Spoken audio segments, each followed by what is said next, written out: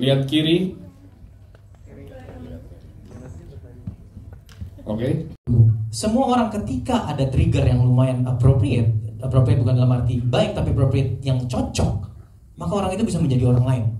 Bisa menjadi seperti Jeffrey yang nanti mungkin bisa dilihat ada progresi karakter yang tadinya mungkin Jeffrey bukan hanya personifikasi brengsek, tapi Jeffrey adalah manusia yang dikutuk sebagai brengsek gitu. Jadi jika Anda bertanya bahwa apakah Omara memiliki satu yang harus menempelkan istri atau segala macam Anda akan mengutuk saya, hal itu saya setuju dengan Anda. Jika saya menjadi orang tersebut, silakan Anda mengutuk saya gitu. Yang kedua mungkin tadi soal bahwa Nietzsche tidak bisa masuk ke lubang yang sama. Mungkin saya bisa perjelas dalam hal itu ya.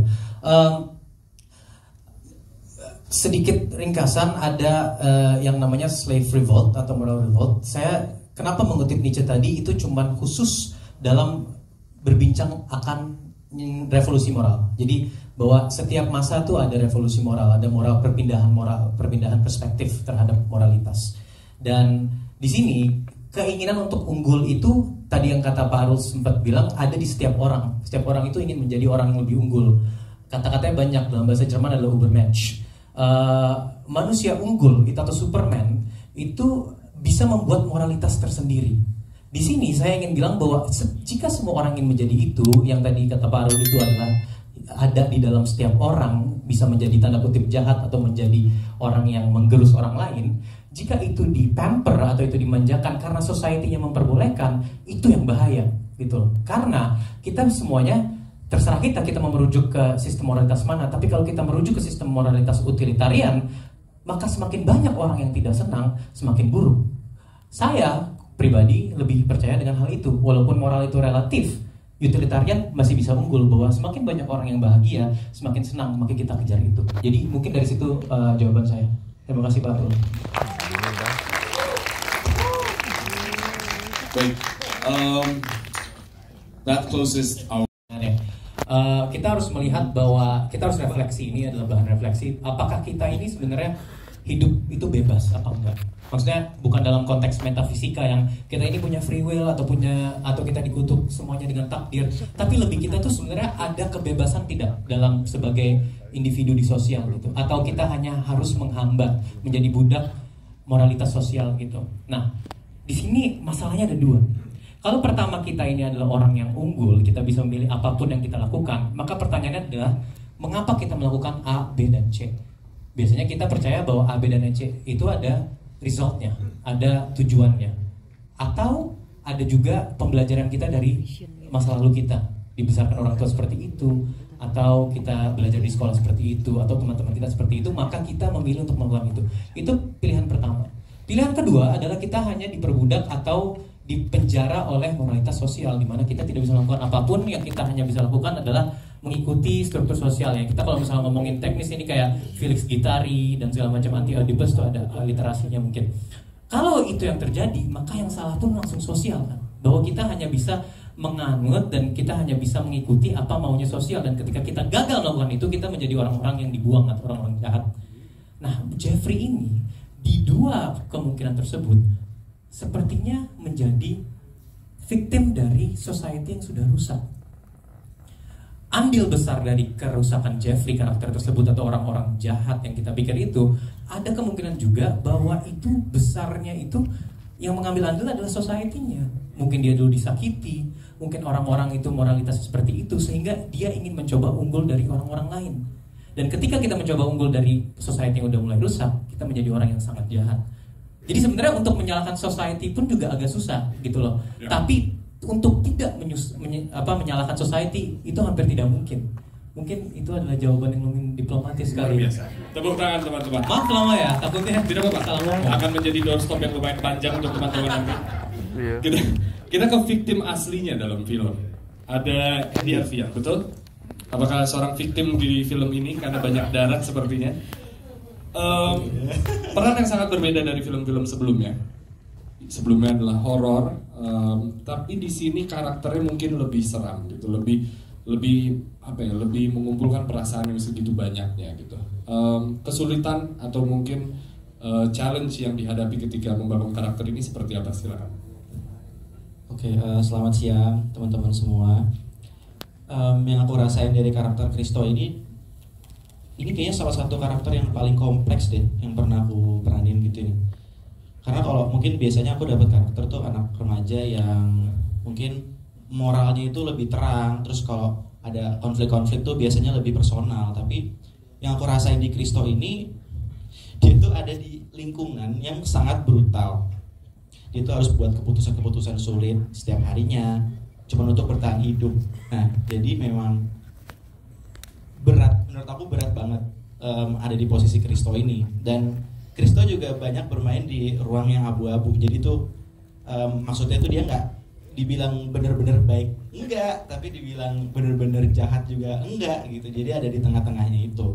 Makanya itu yang membuat aku tertantang banget buat mencoba berperan menjadi Kristo ini. Dan tapi sejauh ini prosesnya sangat menyenangkan, sangat menyenangkan.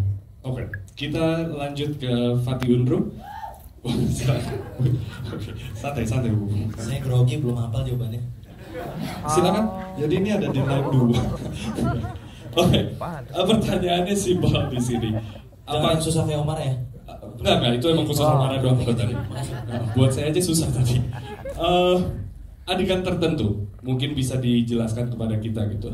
Dari trailer kita tidak bisa melihat segitu dalam. Cuman adakah adegan tertentu yang menurut Anda gitu paling berat atau emosional? Karena di sini juga tadi sudah dijelaskan bahwa banyak sekali karakter-karakter yang perannya sangat dalam gitu. Silakan. Terima kasih Mas, terima kasih teman-teman media semua sudah hadir hari ini.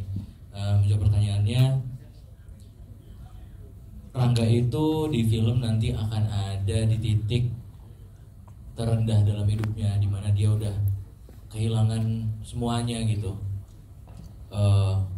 Pada saat proses itu banyak diskusi sama Om Joko, itu gimana sih, Bang Joko, gimana dia menghadapi perasaan yang besar sekali gitu pada saat itu. Terus dari diskusi-diskusi tersebut kayak munculin banyak ide-ide, gitu gak sih? Bener gak? Kosong. Oke. Iya, jadi gara-gara dari adegannya Diskusi dengan Bang Joko. Oke. Apakah happy terlibat? Happy. Oke, luar biasa teman-teman. Oke.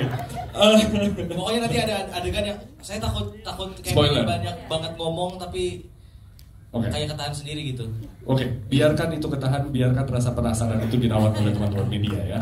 Oke, silakan. Mungkin padahal ngarang. Kasih ya.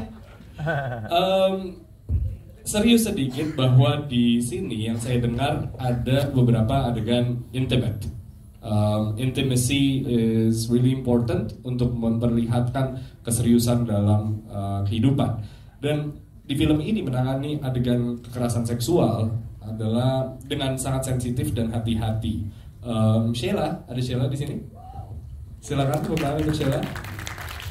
Sheila, it's untuk adegan-adegan tersebut gitu, terutama dengan keterlibatan intimacy coordinator. How was that gitu? Dan seberapa fundamentalkah intimacy coordinator itu? Silakan. Terima kasih Kak, terima kasih teman-teman media yang datang. Banyak sih sebenarnya yang baru di produksi ini. Aku baru pernah kayak belajar ada coachnya, terus juga ada intimacy coordinatornya juga. Itu pengalaman yang baru dan sangat membuat aku jadi safe, karena yang sebelum-sebelumnya kalau dengar intimacy coordinator itu cuman mungkin adanya pas lagi yang sexual scene, tapi nggak pernah kepikiran kalau rape scene itu bisa terjadi, ada intimacy coachnya juga. Dan ini ngebuat aku jadi lebih terbuka, lebih gampang buat eksekusi si scene tersebut. Oke, Bang Joko, if I may, boleh dijelaskan kembali untuk teman-teman media peran seorang intimacy coordinator dan fungsinya sedalam apa sih, Bang? Oke, jadi teman-teman, intimacy coordinator itu adalah bagian dari kru sebuah produksi yang bertugas untuk memastikan bahwa para pemain film dalam adegan-adegan yang melibatkan intimacy, yang termasuk intimacy tentunya bisa hubungan fisikal antara karakter, sifatnya fisikal, bisa fisikal yang love, bisa yang kekerasan, dan tugas mereka adalah memastikan supaya para pemerannya merasa aman, merasa nyaman, dan hasilnya juga tidak keluar dari batas-batas yang kita inginkan. Jadi tugas mereka sangat penting sekali untuk memastikan tidak ada yang merasa tidak nyaman. Bahkan intimacy koordinator ini juga berperan bukan saja ketika syuting, tapi jauh sebelum syuting, ketika persiapan sudah ada workshopnya. Misalnya jika ada 2 orang pemain film yang terlibat dalam adegan hubungan suami istri misalnya, nah nanti akan dibikin pertama batasan-batasan dari setiap pemain, mereka nyamannya seperti apa, bagian mana yang bisa ditunjukkan, mana yang tidak bisa ditunjukkan, bagian mana yang bisa disentuh. Contohnya mereka bahkan disuruh menggambar kayak ada bentuk manusia, ada tangan, ada kaki, dan mereka disuruh menunjukkan bagian mana yang mereka tidak mau dipegang. Bukan saja karena itu mungkin bagian yang intimate, tapi mungkin tangan terasa geli kalau dipegang, itu juga mereka bisa kasih tanda supaya tidak dipegang, supaya tidak merasa tidak nyaman. Jadi intimacy coordinator adalah bagian dari kru yang memastikan para pemain merasa nyaman, aman, dan hasilnya juga tidak melewati batas untuk adegan yang melibatkan intimacy. Baik, terima kasih banyak dan semoga hal tersebut di-apply untuk seluruh perfilman di Indonesia. Oke. Last but not least, di sini ada sebuah karakter dan juga bukan karakter, sorry, ada seorang sosok yaitu Milo Taslim. Hai Milo. Halo. Wajah baru di dunia perfilman, betul? Tepuk tangan teman-teman, ini adalah film pertama dari Milo. Milo, tell us about it. How did it go? Dan juga rasanya akhirnya ada di sebuah karya untuk pertama kali. Terima kasih teman-teman media udah datang ke sini untuk press conference. Jujur saya sangat senang sekali karena udah terlibat pada film ini, karena ini pengalaman pertama kali saya untuk di film. Dan dari dulu tuh saya sering sekali untuk nonton film dan pengen banget untuk bermain film gitu.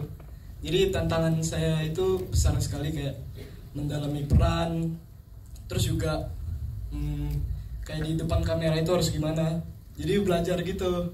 Oke, berarti pertanyaannya adalah apakah ada sosok mungkin sosok di keluarga yang ada di dunia perfilman juga? Ada. Siapa tuh? Joe Taslim, paman saya. Oh, sama papa saya, Peter Taslim. Oke, tepuk tangan teman-teman. Luar biasa, berarti ini adalah it goes in the blood ya, it runs in the blood. So welcome to the industry. I hope you have a good run. Dan congratulations untuk film pertamanya langsung bersama Joko Anwar. Thank you. Oke, teman-teman, sebelum kita lanjut ke media, ada satu bintang tamu juga, betul Bang? Yes. Ada satu istimewa sekali. Kita manggilnya Om dan berperan begitu besar untuk film ini. Please welcome Om Kinan Nasution.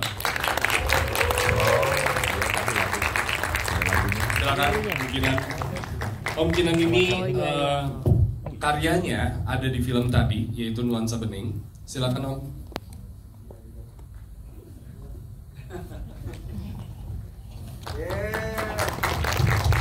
Om Kinan, apa kabar? Baik, boleh silakan dipegang mikrofonnya Om. Dari sekian banyak kolaborasi saya mengikuti. Sama nih Mbak, dalam satu jawaban. Pertama, seperti yang tadi sudah disinggung bahwa kita ingin menampilkan film yang ada maknanya, relevan terhadap apa yang sedang terjadi di Indonesia. Dan ternyata dari tahun 2007 sampai sekarang itu masih terjadi. Jadi kita merasa bahwa ini relevan banget. Bahkan tanpa kita inginkan, misalnya kemarin tuh ada video yang viral, beberapa anak SMA memukuli gurunya, dan itu kita betul-betul kayak it's happening, dan kita merasa aduh ini bisa kayak jadi perhatian orang banyak. Tapi seperti yang dibilang sama Omara tadi, mungkin jawabannya bukan menghukum anaknya, tapi mencari akar permasalahannya apa. Kita mulai dari situ, ketimbang kita memberikan label bahwa ini adalah anak berandal, tidak punya. Kan sering tuh ya di video ini ditulis inilah generasi yang akan membawa Indonesia ke generasi emas 2045. Kita mendim mereka sebagai anak-anak yang brengsek, tidak punya kans untuk membuat Indonesia lebih baik. Tapi tidak pernah ada yang mempertanyakan akan masalahnya di mana ya gitu. Gak mungkin mereka lahir udah jahat gitu ya, langsung mukul-mukul orang itu kan gak mungkin ya. Jadi apa yang terjadi, dan itu yang menjadi pertimbangan kenapa kita mengeluarkan filmnya sekarang, karena timely banget gitu. Itu sih. Dan kemarin ada yang viral SMA Bukit Duri .school itu ya. Itu dari kita, itu adalah sekolah yang ada di dalam film ini. Jadi website itu adalah website yang menggambarkan sekolah yang ada di dalam film Pengepungan di Bukit Duri. Gitu. Bagian dari marketing berarti Pak? Bagian dari edukasi dan familiarisasi. Oke, bagian dari marketing teman-teman. Yang luar biasa berhasil. Oke.